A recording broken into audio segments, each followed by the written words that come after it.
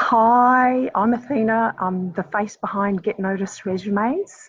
I wanted to make my first Facebook Live special, and I just knew this was the right time to start talking to my audience. I'm the face of Get Noticed Resumes. I'm a mum of three kids. My husband, I don't have any cats or dogs, although I love dogs. I'm very family orientated, which is why I work the way I do now. Some of you may have seen um, my post earlier this week that I've been nominated as a champion of flexible work in the individual category. I'm so honoured and thrilled to be recognised for something I truly believe in, for something that my business is based around. I'd like to thank the people that nominated me. It's really something special to me and very relevant to what I do for other women. This is not a job for me. It's my career and I absolutely love it. And I guess the reason why I wanted to come and talk to you today and really introduce myself to you for the first time was to tell you my story and why I'm so passionate about women, equality and work. So before I decided to embark on my business, I did work for an employer who advertised they were flexible, and they were flexible to some and not others, which I think a lot of people get. And they really didn't honour their policy, I guess. In fact, they really made it super hard for me. They knew that I didn't want to put my kids in childcare, and they refused my flexible working arrangement on business grounds. Now, you can request flexibility, it's a right, but it is only a right to request. It's not mandatory. And in my case, in the first instance, they did grant flexibility, but they only did it for 12 months. And I think that's because they felt like they had to. And that's probably because they did have the policy. So they allowed me to work 1 day a week. But they forced me back to full time after that 12 months. And at that time, I was actually pregnant with my third child. And I believe they must have been going through some sort of restructure, or I don't know what they were trying to do at the organisation, but they were basically trying to get rid of me because they had no other way to do it. Because my boss told me that my work performance was brilliant, and he actually told me that they couldn't get me on that. So obviously they knew what my weakness was, and that was my kids. So they tried to force me out by saying no to working flexibly after the 12 months. And they did say to me, however, that if I did want to go part-time for the 1 day a week that I wanted to continue with, that I would have to accept a demotion. And if you know anything about me, then you know that if someone says I can't do something, it really gets me riled up. On principle, no way. I'm a fighter and I stand up for myself and I stand up for others.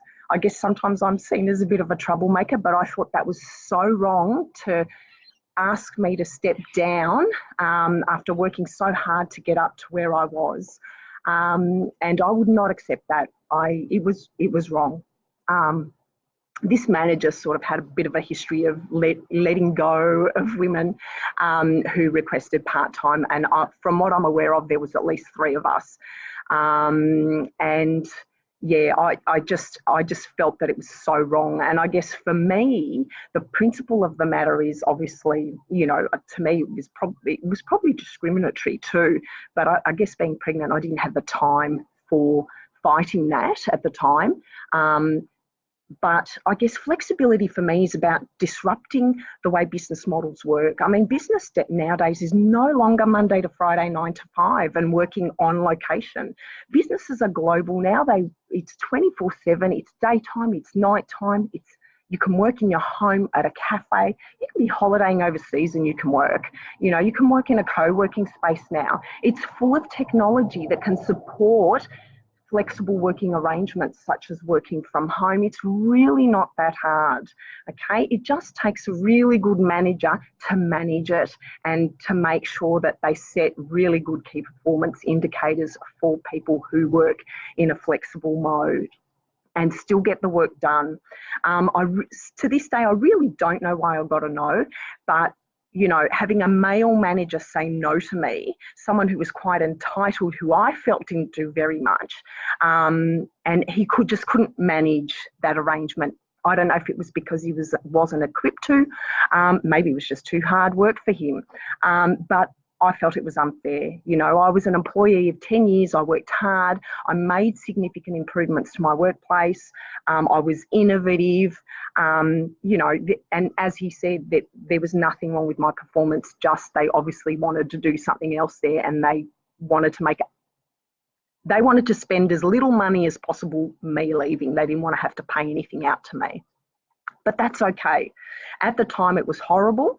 I was upset, angry, frustrated, really, I probably really was angry because it was just so unfair.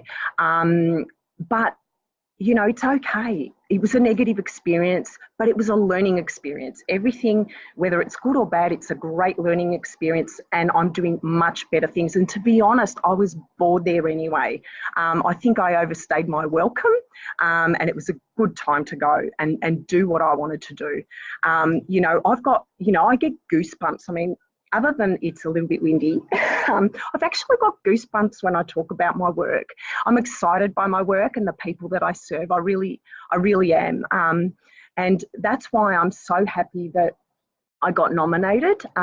You know, whether I win or not, the acknowledgement for me is the main thing for me. It's about the people I serve and what I do. And I guess in ending this live, if you want to learn more about me or what I do, or you want some tips and tricks, or listen to some of the things that I have to say, please hang around. I'd really love to be able to help you with your confidence in your career, or help you with your job applications, or provide you with some tips on how to do that. Feel free to invite your friends too, but please tell them to answer the questions before they get approved into the group. It really helps me understand what everybody wants to hear. So please do that. But I really thank you for listening to me today. It's a beautiful day here in Melbourne, and I had to come outside to do this live. I moved heaven and earth, quite literally, to find a nice spot to do this, and I absolutely love this magnolia tree, so I thought I have to do it here. I've got the sun in the back of me, but I really wanted to do it here. So I hope you're all having a fantastic day, and I hope to see or be able to chat with you all soon. Bye.